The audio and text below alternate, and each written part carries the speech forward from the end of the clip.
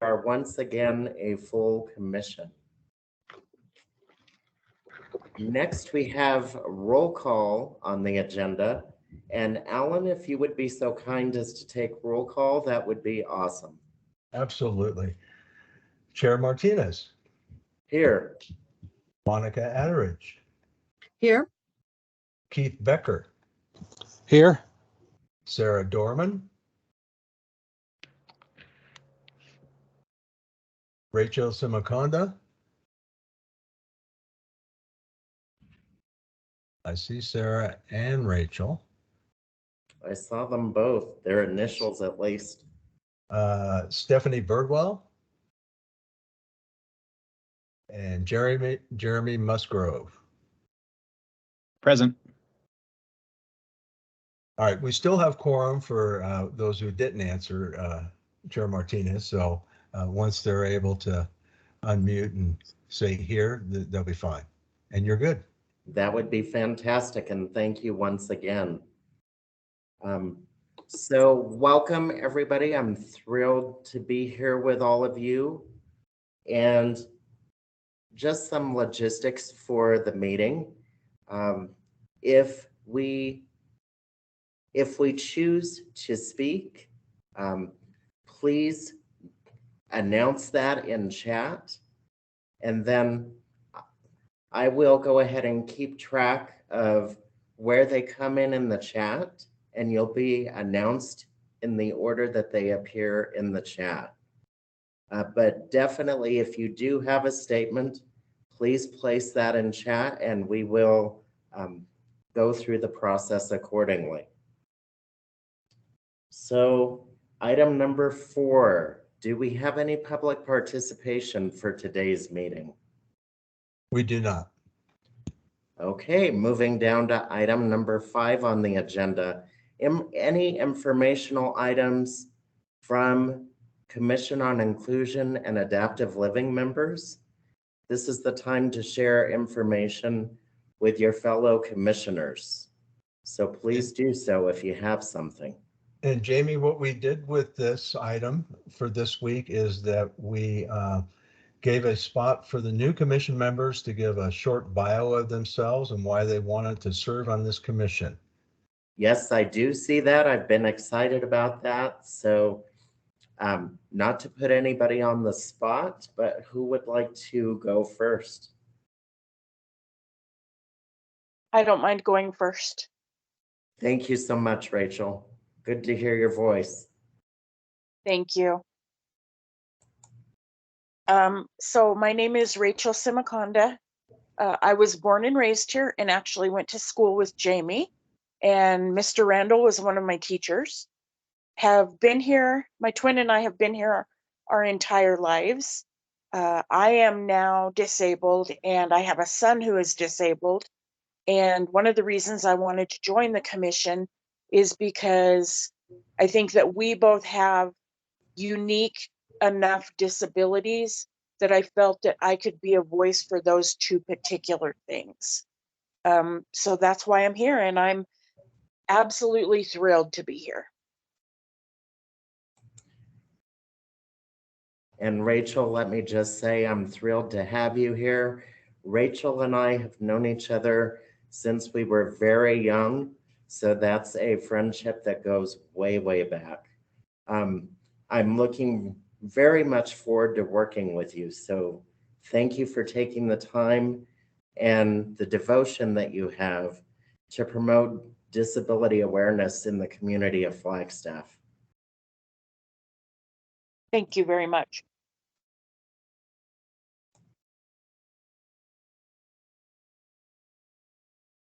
Okay, who would like to go next?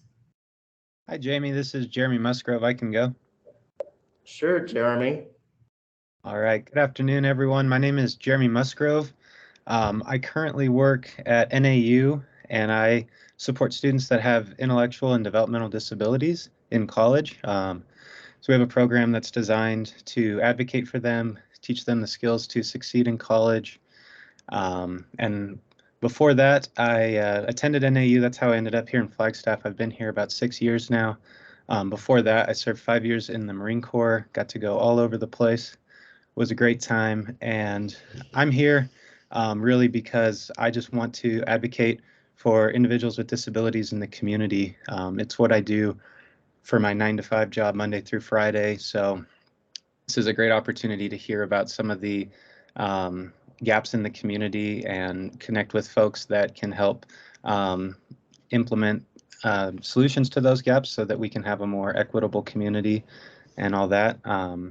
Very excited to be here. I was recommended a friend who served on this commission and also runs the Northern Arizona Adaptive Sports Association. So I'm involved in that as well. Love skiing and snowboarding, all that stuff. So yeah, happy to be here, and thank you everyone for having me. You're quite welcome. We're lucky to have you, Jeremy. Thank you for taking the time to be here on a monthly basis. And I will definitely look into being a part of that adaptive sports program that you have at NAU. Absolutely. And we offer activities year round, so more than just skiing and snowboarding. Fantastic. Okay, who would like to go next? Actually, I see a hand raised, and Keith, go ahead. Thank you. My name is Keith Becker, and right now I don't have chat, so I can't look at the chat or put anything in there. So I don't know why. Anyway, I have lived in Flagstaff for 44 years. I currently reside in Sunnyside, so my internet sucks, so I'm unable to upload video stream for these meetings. Download is fair, so I can usually view what other people are streaming. I worked at the community college. I've been there for 24 years. I'm a systems administrator there. I currently volunteer as the ADA coordinator for Pickin' in the Pines, that event. I basically make sure the venue is ADA compliant as best as possible. We currently have 3 very nice locations in the venue that I've helped assist to get in place where we can accommodate at least 10 plus wheelchairs and including an assistant. I also assist folks there that have mobility aids finding seats or space anywhere in the venue that they wish to sit. So that's pretty much my duties for that. I am president of the not-for-profit organization, the Flagstaff Gem and Mineral Society. I am married to a wonderful Navajo woman who has visual life challenges. I have hearing life challenge, as well as a few others. And some people would probably say a lot more. And they all seem to grow more difficult as I age. Me and my wife, we're always joking with each other that, I can't hear, she can't see. Sometime in the future, I'll be signing to a blind woman and she'll be talking to a deaf man. So that may get rid of arguments. Anyway, we have a real service dog. Her name is Susie Q. Faking a service dog is one of my biggest pet peeve, and pun is intended on that. We enjoy camping, rock hounding, rock cutting and polishing, gold prospecting, metal detecting, and just about anything that gets me out of the house works for me. Let's see here. I know the ADA basically requires entities to make all public spaces available to people with disabilities, where the general public can go. A person with a wheelchair should also be able to go. An entity is required to make reasonable accommodations to those disabilities. So I'm pretty much aware of the basics of it. The ADA definition is a physical or mental impairment that substantially limits one or more major life activities for a person who has a history or record of such an impairment, or a person who is perceived by others as having such an impairment. Well, personally, I really don't care much about the words disability or impairment. I don't like them too much. But I find it often necessary, for others to understand what's trying to be conveyed. So I do accept it and use them, but I prefer to use something like life or life's challenges. And there's a lot of really brave people out there that are facing life's challenges. And those are the people that I want to support. And we have many in our community that face those things every day. The motive that prompted me to joining the commission is to work on solutions for correcting accessibility obstacles, especially but not limited to our sidewalks. My wife is homebound most of the winter for weeks after snowstorms, and there are many other sidewalk obstacles that force her and others into the street traffic. It's an extremely dangerous situation. The general public needs to be aware of it. I watched one time as a little girl almost was killed by a truck. She didn't even get hit. I don't know how, but she should have gotten hit. She swerved into the street to avoid a sidewalk obstacle, which happened to be a car parked on the sidewalk. And observing that sent me into a movement, my own mission for working on removing sidewalk obstacles. The system's broken. I want to help fix it. You know, fortunately, we have House Bill 2395 and the ADA that's on our side. I'm here because there are many people who can't and some who won't speak up about the obstacles they face in their daily life challenges. They are, to me, the silent ones. Some don't know how to report issues. Some don't take the time to report issues, and I feel that's where we come in. I truly believe, and this is one of my own little favorite sayings, if one is vigilant, those that are silent will be heard. And I hope to be one who hears the silent and speaks for them. That will be my main mission as a commissioner, although I'm willing to help with anything that has to do with ADA and so on. I believe that we are us as a group and as human beings and as people of the planet and citizens of our state and our country and our city, we need to be aware and attentive of what the silent may or may not be saying out loud. But they are experiencing issues. We can only do that when we are constantly vigilant in our own everyday lives, when we are watchful for obstacles or alert for someone bravely attempting to overcome a life's challenge. So with that, I'll say hello, folks, and I'm glad to be part of you. Thank you so much, Keith. I'm thrilled that you're here. Thank you for all the work that you do, both at the community college as well as with our events in Flagstaff. Picking in the Pines is one of my favorite events, and I really look forward to working with you. And I do believe that you came to our commission a while back to talk about that very issue with the little girl that almost got hit. That is correct. Yes. So I'm thrilled to see you an actual commission member and really look forward to the work that we will be doing.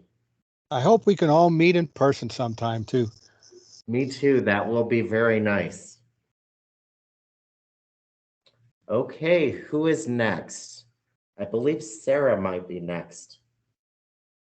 Sure, I'll go next. I'll turn on my video just so I name and a face. It's always good for me personally. It helps me remember you guys. I am I'm honored to be on this commission. I am a mom of two boys, 13 and 16. My husband and I just had our 22nd wedding anniversary. And we have lived in Flagstaff together for 16 years.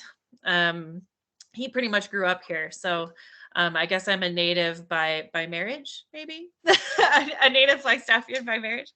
Our youngest son, Alexander, is 13. He is autism. And is affected more profoundly than a little quirky behavior.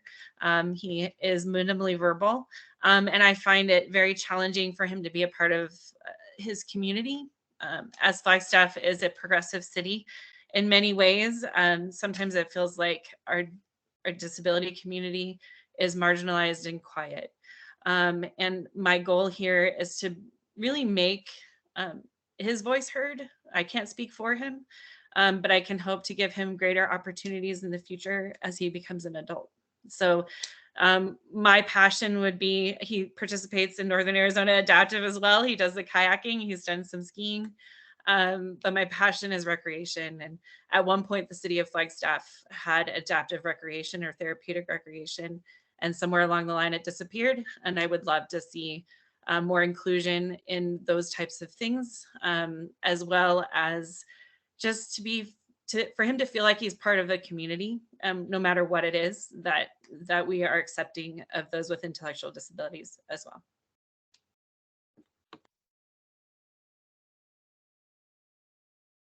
Sarah, I want to thank you for taking the time to apply and be selected to be on this commission. I'm really looking forward to working with you. I applaud you for your advocacy as a community member, but most importantly, I applaud you for your advocacy as a parent of individuals with a disability. Much of what you said made me think of the advocacy that my parents have demonstrated over the decades so that I could be where I am today. So thank you very much. I look forward to working with you. I look forward to this as well. And Alan, do we have Stephanie here? No, Stephanie's not here, but Rachel is here. Okay, and Rachel already introduced herself. That's right, she did. She jumped in first. Yes, she did. So I believe we've had a chance to hear from everyone. You have. Do we have any commentary about what our new commission members presented to us today? Well, I want to say welcome, and I admire all of you for what you're doing. I think with your backgrounds and your passions that Jamie and I were talking about this earlier, that I think the commission is really going to take off in some really profound directions. So thank you. I couldn't agree more, and I'm thrilled that you're all here. One thing that I want you all to consider, I know that we have quite a few new commission members, but I do need a co-chair since Mr. Randall stepped down. So be thinking about the possibility of being a co-chair alongside me. I would be honored to have any of you. And Rachel, you have your hand up. I am always up for a new challenge if you would have me. Okay. Alan, how about we make sure that that's an agenda item for the July meeting? Absolutely. And thank you, Rachel, for chiming in. Absolutely. And Chair Martinez, I was just going to say that Stephanie just joined us. Oh, sure. Not to put you on the spot, Stephanie, but we were having commission members, newly appointed commission members, introduce themselves and tell us a little bit about themselves and what led them to apply for the commission. Sure, I'd be happy to share that today. That's no problem at all. Thank you very much. Yeah, thanks for having me, everyone. Let's see. So my name is Stephanie Birdwell. I work in disability resources at NAU, and I've been at NAU for about 4 years. My title over there is Accessibility Analyst, which doesn't really describe what we do too much. And I'm happy to talk about that some more people have questions about what that is. But prior to coming to NAU, I was a special ed director at FALA for a few years, and then a special education teacher for about 12 years in FUSD. And so largely working with the developmentally disabled population, high school and middle school usually, but I also have some experience working with high school students with learning disabilities and also students with autism and some different types of disabilities like that. Now in my work, I'm working more with college students who have disabilities, and they range, all different types of disabilities. And because I haven't been in the public school sector for a little while, I kind of was feeling like, since I'm really solid in my job at NAU and feeling more comfortable about what those tasks are and what I need to do for that work, that I have some time and availability to serve the greater community.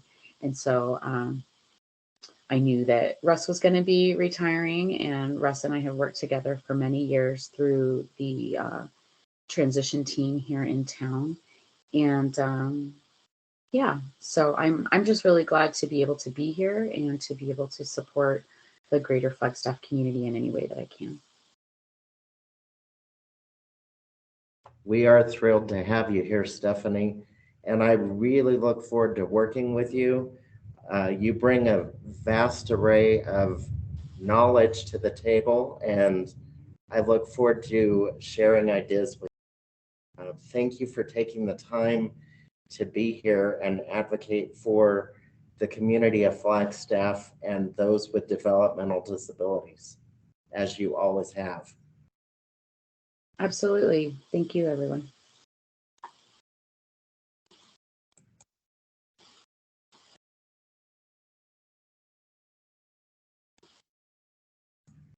So next on our agenda, we have staff participation, and Alan, you're up.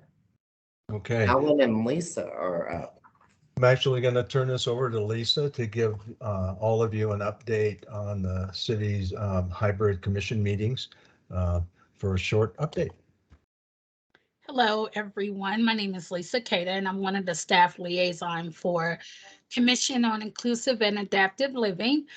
This will be brief, just to kind of update you guys that we are now in phase 4 as a city, which has moved us to the ability to have a hybrid meeting. Right now, we're still doing all virtual, but down the line and in the future, we have the ability to go hybrid at City Hall.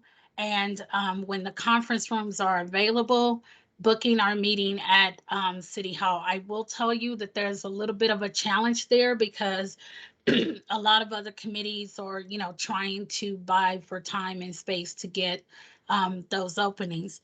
With the hybrid meeting, we will have all updated equipment in the conference rooms once you schedule them. And at our next meeting, I can go into that in a little bit more in detail if anyone has any specific questions about it.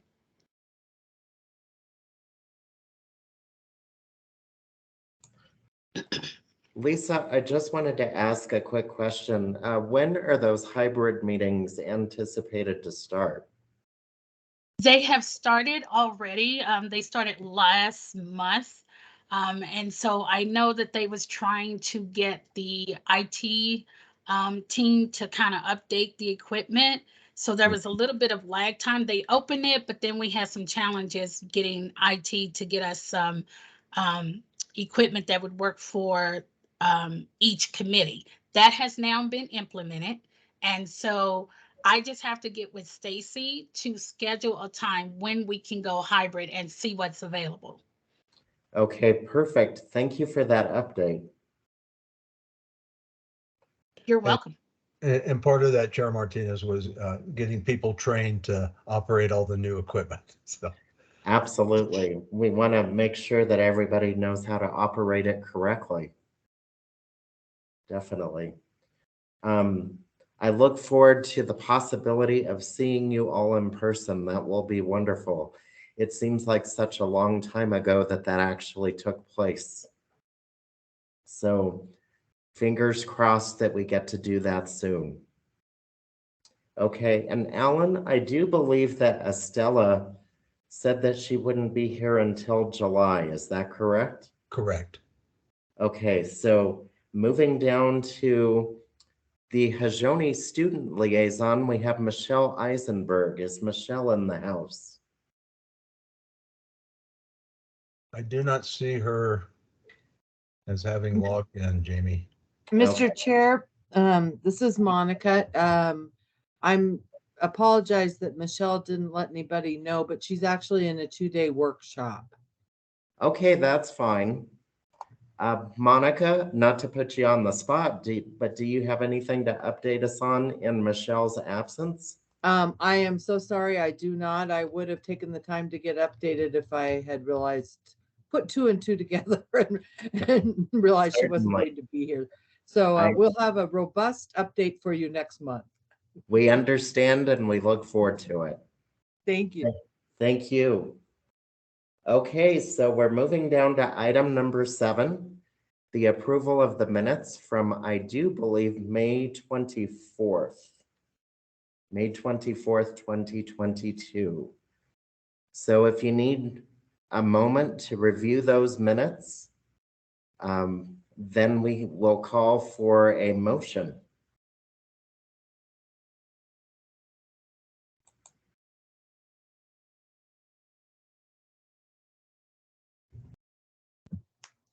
Mr. Chair, I will make a motion to approve the May minutes. Thank you, Monica. Do we have a second? I second the motion. Okay, and who was that again? Was that Stephanie? Yeah. Thank you so much.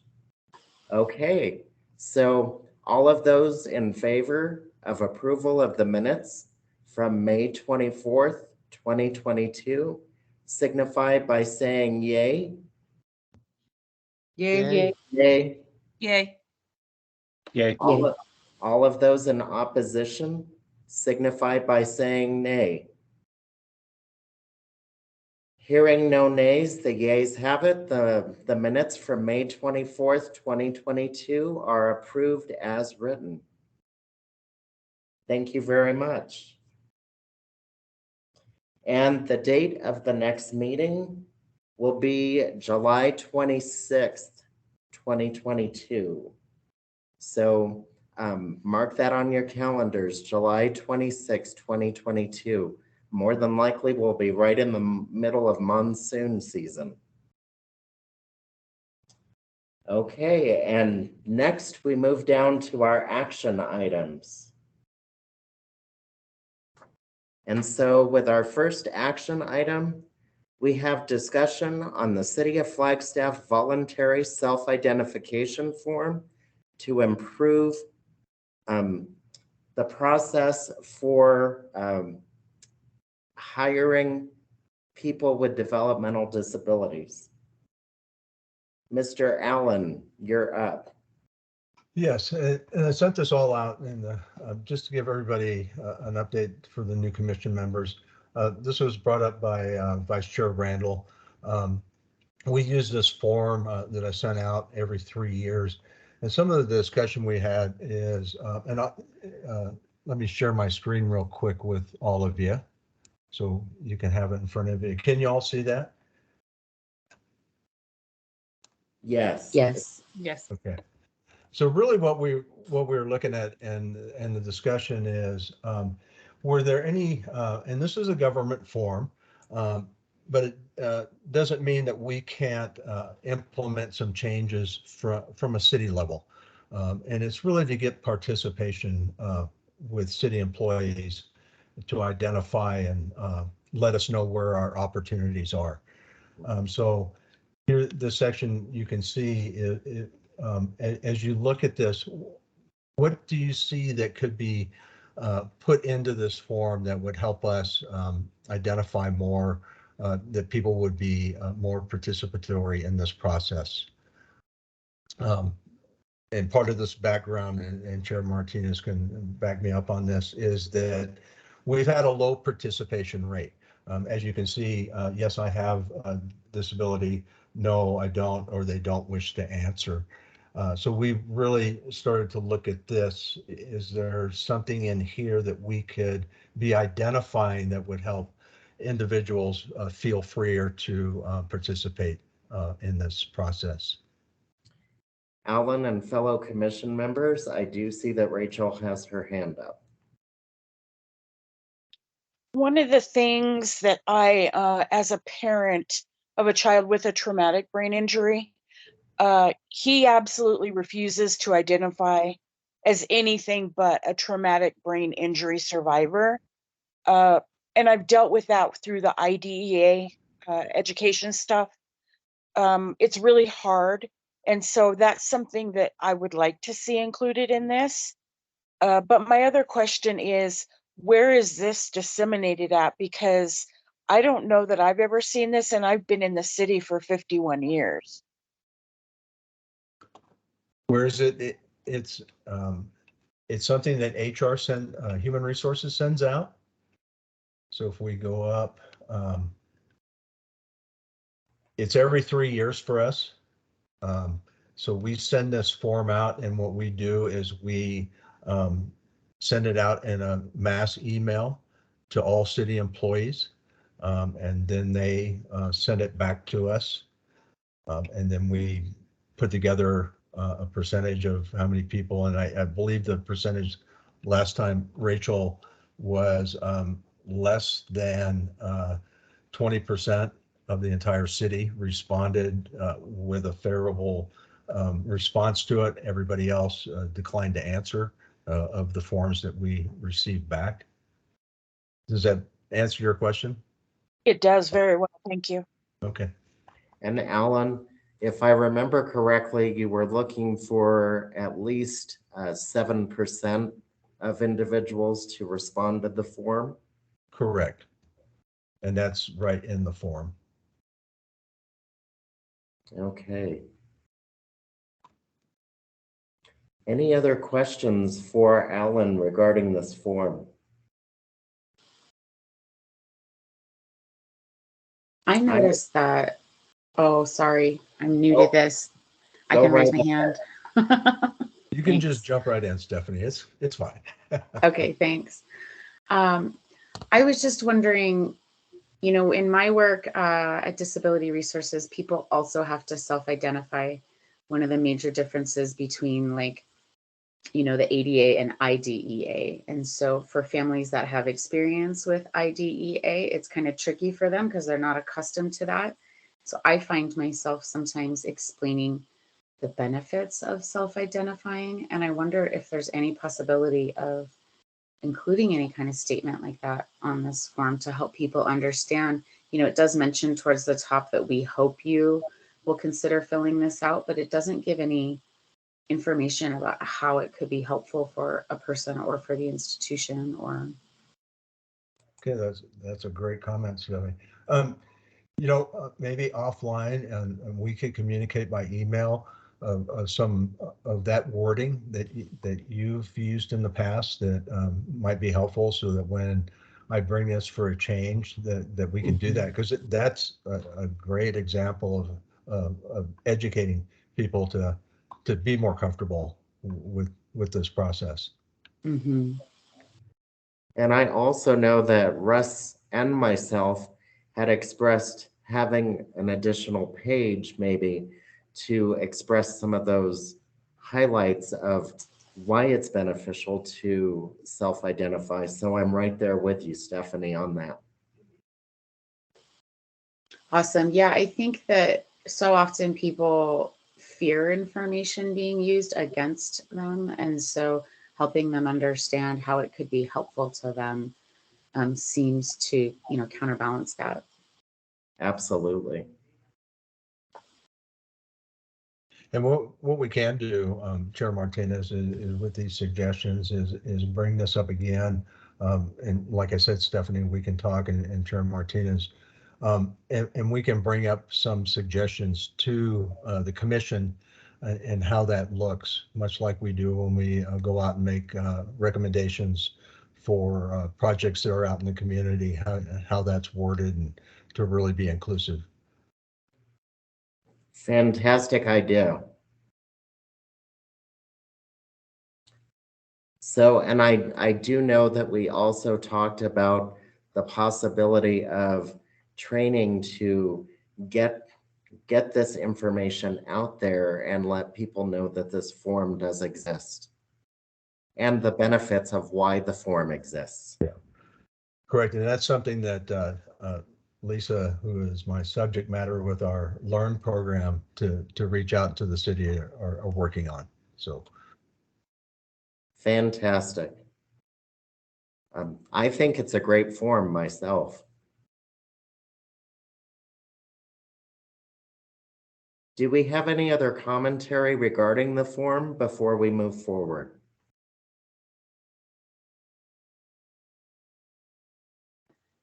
Just real quick, I mean, I know a lot of this paperwork has to be identified by the person, and the benefit goes to the person if they put their name on it, but some people aren't even comfortable all the time with their own journey and where they're at.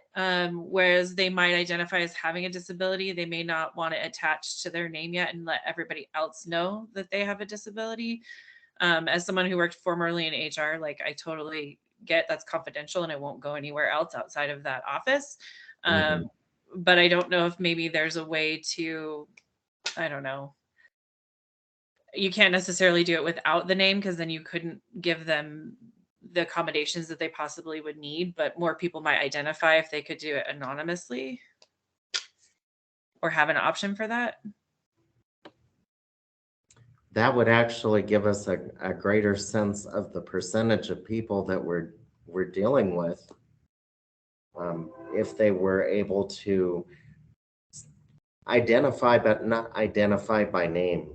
Yep. Oh, that's a great suggestion.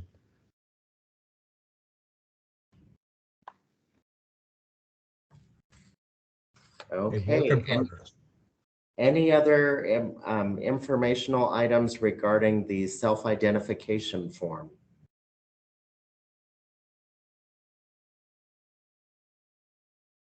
All right.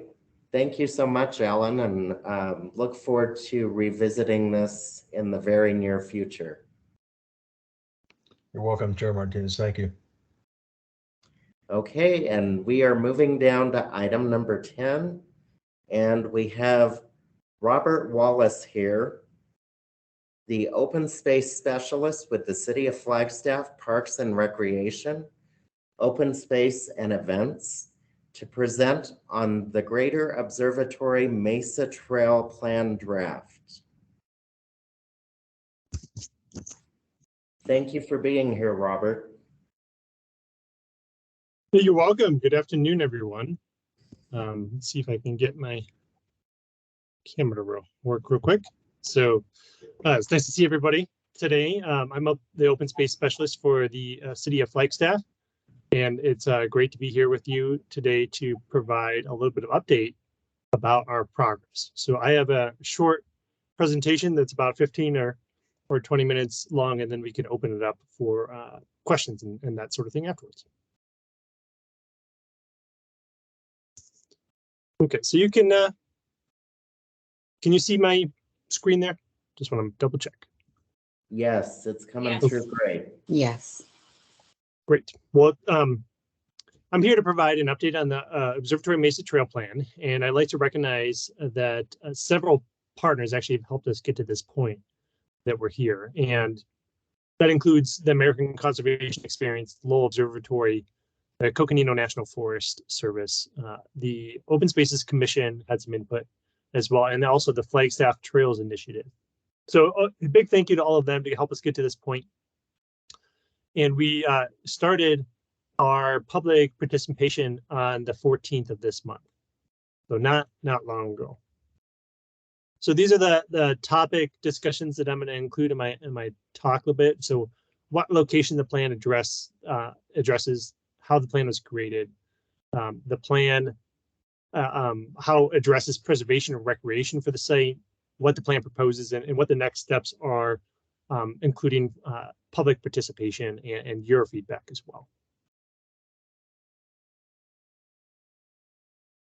So what does the project consist of? The Open Space Program has worked with partners to develop a first draft that we're calling the Greater Observatory Mesa Draft Trail Plan. And the proposal provides potential direction for managing property for recreation and preservation. The location of the plan focuses on the city's regional preserve, Observatory Mesa Natural Area. That's the area that you see in the bright green.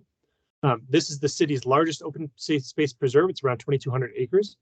And it also offers recommendations on neighboring properties, primarily addressing Lowell Observatory private property. That's the area in blue. And abutting Coconino National Forest. That is the area that you see in the darker green color. And then we do recognize that there will be some other property holders that we would have to partner with to implement the plan fully based on the current draft. Hopefully you can see that on the map, the focus area is the area west of the Thorpe Park. And because of the Observatory Mesa Natural Area's location, it really does have potential to serve numerous neighborhoods.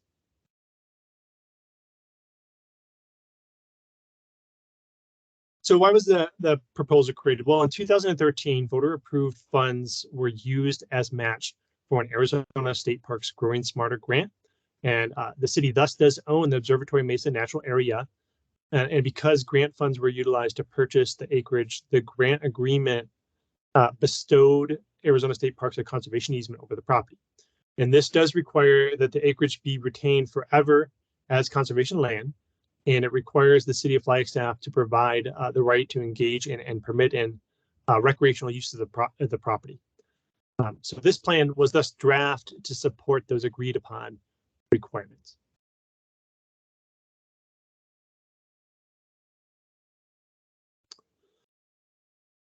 Furthermore, the Flagstaff Trails Initiative completed a public survey to garner public feedback on the Flagstaff Trails to develop a broader trail planning strategy for the community.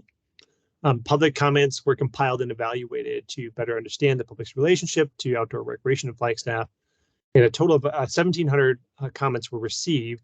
120 of those public comments were for Observatory Mesa, or about Observatory Mesa. And those comments were distilled by FDI into the following 5 recommendations: to construct a new stacked loop, to connect Fort Valley and Observatory Mesa, to adopt unauthorized trails on Lowell Observatory property as part of the trail system, to evaluate unauthorized trails on Observatory Mesa for possible closure or naturalization, and then to connect Fort Valley with a Foots commuter route through Observatory Mesa.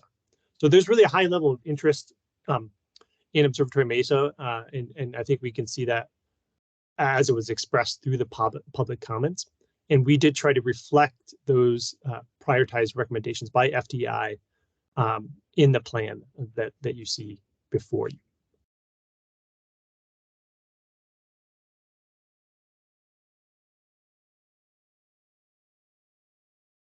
There we go. So our first step in drafting the proposal was to conduct a current condition assessment for the city's property. And so we analyzed existing parking, roads, trails, trailheads, access points, signage, wildlife corridors, sensitive water springs and watersheds, sensitive species, cultural resources, guiding documents for our program in the city, and also neighboring property use. During this assessment, it did become apparent that the management of the city's natural area is rather difficult to separate without addressing neighboring lands that are currently being used by the public for recreation and access corridors to the Observatory Mesa natural area.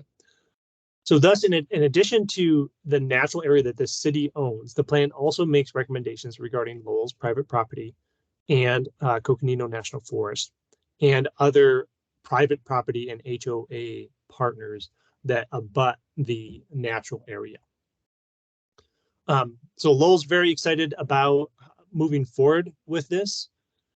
For clarity, I think it's important for me to state here that because of the 1910 Act of Congress deeding Section 17 to Lowell Observatory, the property does have restrictions on land use types, and Lowell can't guarantee any trail recommendations in this report to be permanent improvements of their property. However, they're very excited to be working together and are looking forward to hearing back from the commission's feedback and the community's feedback as well. The Forest Service is excited about moving forward as well with this partnership, and their 2018 Forest Land and Resource Plan, just generally known as the Forest Plan, does provide direction for management of the forest surrounding Flagstaff, and it does provide for integrated multi-use in addition to other uses as well. So this plan does fit within those guidelines that the Forest Service upholds. And then we do acknowledge that there are other property owners, private properties, HOAs, and just the general public that we want to engage as we move this plan forward. The final plan is still needs to be flexible to a certain amount to accommodate for management priorities and also for property owners' interests.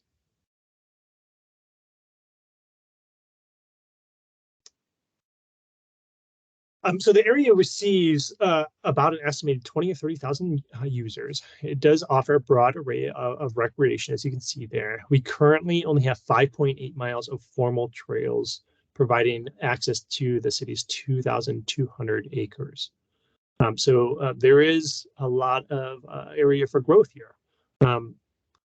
The current designated system provides minimal access to only 2 out of the 4 sections owned by the city. Yet the area really does show the effects of unmanaged recreation and public use because there is a desire to use it more than what we are able to provide at this time. There are visible signs of deterioration, degradation, including such as the proliferation of user-created trails and off-road vehicle damage and whatnot. In 2019 through 2021, we worked with FTI to do a comprehensive survey of the area, and it approximately identified 15 miles of user-created unauthorized trails. And we understand that this is just a need for the community. They want to get out and recreate, but these illegal trails do create issues as well. You know, they impact sensitive resources and can confuse users as well.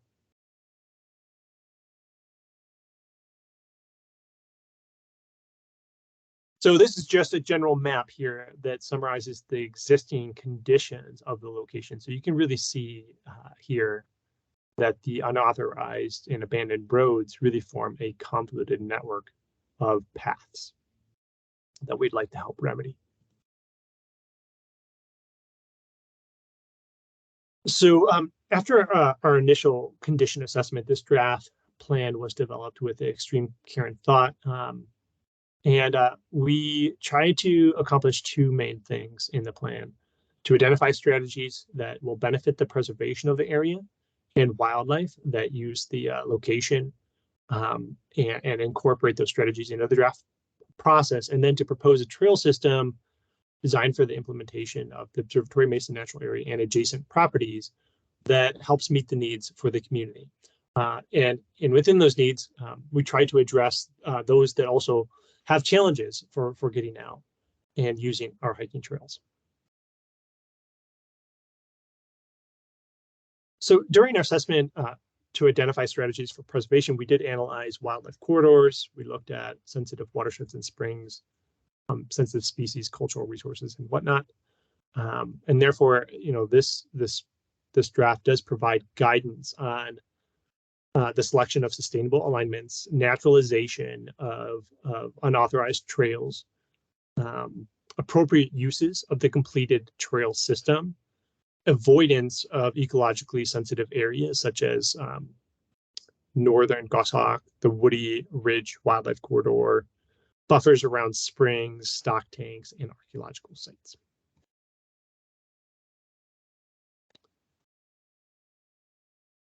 So what's proposed as the trail system infrastructure? In summary, this draft includes recommendations for repairs of existing trails, restoration of about 8 miles of unauthorized trails, restoration of 12 miles of abandoned roads.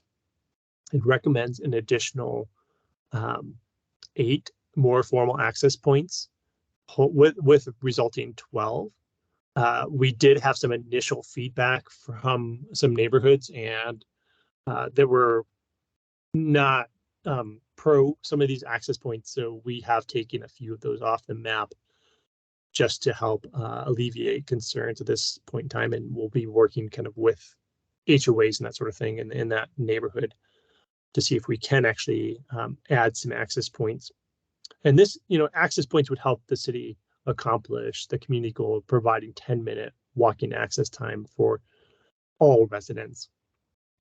It also recommends approximately 26 miles of identified alignments of natural surface single track trail. It makes some suggestions for ADA trail alignments in partnership with Lowell, and it makes some recommendations for adaptive mountain biking routes. In addition to that, it would also look at trail signage installation for regulations and wayfinding, additional parking for residents in 2 locations, one at the Forest Service 515 western boundary and one along the Route 66 near the Public Works Yard. And those we would work with city partners on. And then it would also propose a parking area at Lowell Observatory for ADA access to trails there as well. And then it would also look at implementing 2 educational zones for interpretive signage to help folks, learn and become aware of environmental and cultural historical significances. And then those recommendations are then divided up into 3 different priorities. So the idea that priority 1 would be implemented first, to be followed by priority 2 and 3 as funding is secured. So this next portion of the plan here is just an indication of our priorities here. So here you can see the purple trails are the new alignments that we're looking at and that would be implemented in the first stage, and including some trails in partnership with Lowell on Section 17. This is their property there. The current existing trail here includes the Loop Trail, which comes up out of North Tilly, and then connects over onto the Foots Trail. So this is the Foots Trail, Mars Hill, which goes over to the Railroad Springs. And those are the only formal routes that we have on the property at this time. Priority 2 would look at adding some additional trails, Section 7, 18, and 13. And then the other routes that you see on this are either decommissioned roads that would happen during priority 2, or the dark kind of black line would be trails that would have been constructed within priority 1.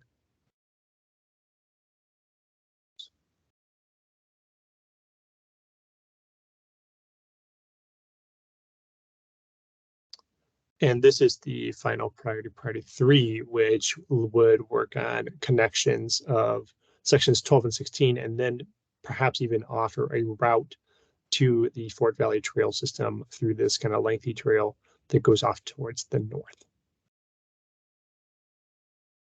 Let's see, actually I need to flip back here just for a second.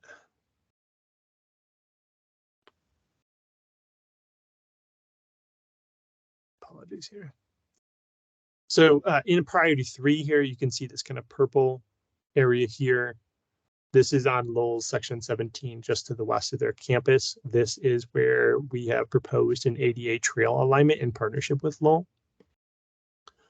And then if we go back to the main proposal, it's a little harder to see in those priority maps, but here's the proposal map. This kind of line here that has the red in the center and the green kind of bordering that is an adaptive mountain biking route that we would also like to work in partnership with Lowell to provide the community. At this time, to my knowledge, we don't actually have any adaptive mountain biking routes in Flagstaff, so this would be a real success, I think, for the community at large as far as providing additional opportunities for everyone. And if I'm not mistaken, I believe those adaptive mountain biking routes would be adopted here in priority 2. So that's this kind of line that you see, this double dash line. Okay, so moving on.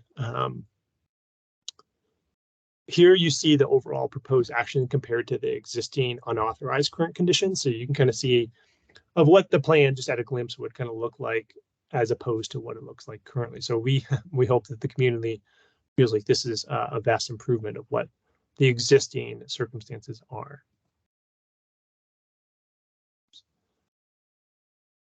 We're encouraging the public to take part in the development of the final plan. We've developed this first draft as a starting point to open discussion with the community and our partners. So we really like to ensure that the property is preserved while offering an exceptional opportunity to recreate and to enjoy the natural world. So here is a rough list of some of our stakeholders that we've identified. There are additional ones that are not included in this. Of course, this isn't meant to be a comprehensive list, but we just want to make folks aware that we are doing our best to try to reach out to as many folks as we can to get involvement in the planning process. Here's a little slide that just shows our timeline for our trail plan. So you can see that, we obviously have worked for the last couple of years actually just to put the plan together with our partners, with our main partners. And then we're currently in this public stage number 1, July 14th through July 23rd. It's a 40-day comment period. And then we hope to retool the plan after that public comment period, and then have another public comment period from sometime in August to September. These are kind of rough dates at this point, but that would offer essentially the community a second opportunity to provide input on changes that were made during the first public comment period. And then we'd work on getting agreements and permitting for the trails, do the surveys that are necessary for the trail to make sure the alignments that are proposed are meets everyone's needs, I should say. And then we would submit the plan to the State Historic Preservation Office for consideration. It would have to be approved by the state since they do hold the conservation easement of the property. And then we would hope to publish the finalized proposal sometime in the winter of 2023 for the community to kind of look and then hopefully adopt it through a city council. So here's just a slide summarizing what we're doing here. So moving forward, we're hopefully we hope to work with the public to create a final plan. The goals for the final draft are to ensure that the resources are protected, to ensure the trail plan aligns with guiding documents, of course, and to provide proposed actions for facility development, restoration, signage, and educational zones. And then once the plan is completed, to begin applying for funding opportunities that would support the implementation of the plan. Here is my last slide here, and you can just see a little bit of information about our public comment period. Our first public meeting is actually this Wednesday from 5 to 7 p.m. at the City Hall chambers. And so we hope to have a robust community discussion there, and it'll begin with a presentation on the plan. Actually, I'm going to use the same one that I've used for all of you, and then after that, we'll have a breakout session where folks can prepare comments on different sections of the plan. So I'd like to invite you all to that, or to invite your constituents to join us as well. There's an opportunity to join online for that meeting through a Microsoft Teams meeting. And if you can't make either of those, then you could provide a comment through the community forum through the 23rd. And I've got the website up there. That's pretty easy to kind of navigate your way through, and that will provide you with an opportunity to provide some feedback. And with that, I'll open it for questions. And while you guys are thinking of questions, I will open up the website just to kind of point out where the plan is stored if you haven't had the opportunity to go and look at it yet. Okay. Robert, thank you so much for that great presentation. I'm really excited about this project going forward. I do have a quick question. The public meetings, will people also be able to attend those virtually? Yes, we have a option where you can come in person, or we will have a virtual link as well. So if you wanted to join through Microsoft Teams, you could do that. Fantastic. And I want to open it up for questions. Do we have any questions, comments for Robert?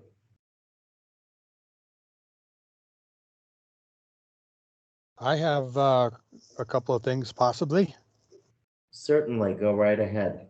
I'm wondering about allowing certain motorized vehicles, like a motorized scooter or wheelchair, for people who have those devices and need those devices. And also maybe about a second handicap parking area up on the mesa, maybe towards the other end of it, where those folks who are using a battery powered something or other are able to park maybe at one end and tour that end, and then another time park at the other end and tour that end, because batteries don't last forever. Yeah, That's all. Thank you for the question, Commissioner. So I'll address your last question there first. The only ADA accessible parking area that the plan proposes at this time is the proposal in partnership with Lowell that would be on section 17 or somewhere within their property. The reason really for that is because of the terrain. I think that we typically have grades in excess that aren't great for motorized wheelchairs and motorized scooters and things like that. The state actually regulates what kind of like types of motorized vehicles can be allowed on trails, and I don't think it discludes any types, including things like electric bikes. The Forest Service actually does have a provision in their guidelines that does prohibit electric bikes, and because it is a trail in partnership with the trail plan in partnership with the Forest Service, that does make it a little bit more difficult. So at this point in time, the plan does not address electric bikes or electric vehicles and that sort of thing, but it doesn't prohibit them either, if that makes sense.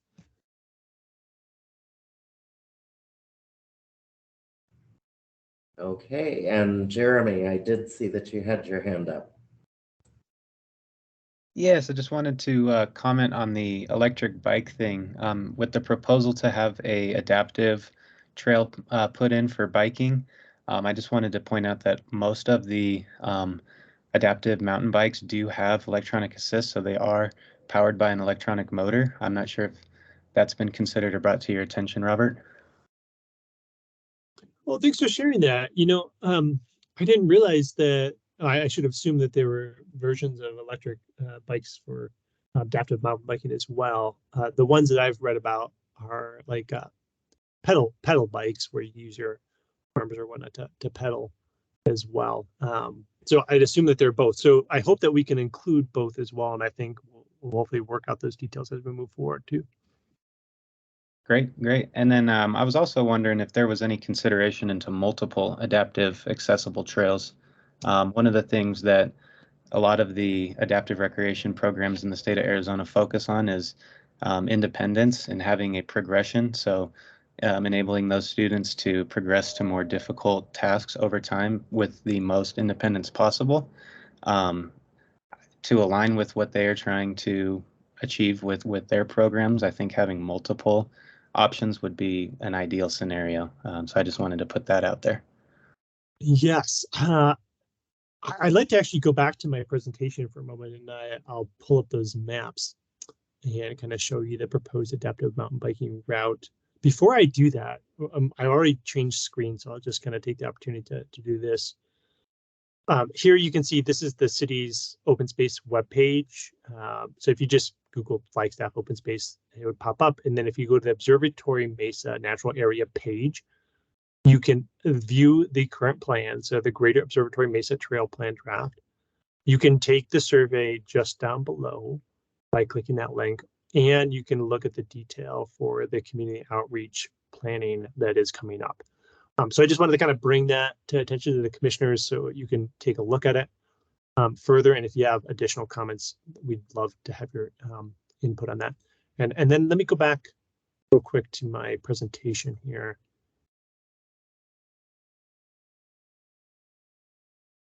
Okay, I'm just gonna scroll back here. So here you can see the overall proposal. At this point in time, we tried to select a place for an adaptive mountain biking that might be fun and that could utilize current existing alignments. There are some old roads here in section 17 that we think could be used well for that purpose. We did consider actually connecting those over to our other section via the current road system. So Forest Service Road 515, it comes through section 7, and that then would come down all the way to the western boundary, and then could be taken back that same way, and then traveled north on 515A, and then down through section 8. We didn't propose that right off the bat because they're we're not sure if they would be super fun. The roads for vehicles that were put in a while back, were essentially to get vehicles from point A to point B, and we're not certain that those alignments would offer much for those that were adaptive mountain biking. But that is something that we could consider in retooling our draft if that was something that the commission would like to see. Great, thanks for all that information. I'll go ahead and wrap it up here. I see Alan says we need to stop the meeting in 2 minutes. So let me turn on my camera here. Robert, I just want to thank you for taking the time to present to this commission. We're excited about the project, and we look forward to future updates with you. And thank you for including our input as well. It's my pleasure to be here. Yeah, if the commission wants to make a formal recommendation as a group, that would be great, or individually through the community forum, that would be acceptable as well. Okay. And then in the interest of time, I do know that Lisa and Alan and myself have to step out. I would like to thank everybody for being here today, and have a safe and happy 4th of July. And also, we will see you on July 26th. Thank you, Jamie. Thank you, Jamie. Goodbye, everyone. Have a great week, everyone. Bye, everyone. Bye. Thanks, Thank you. everyone. Bye.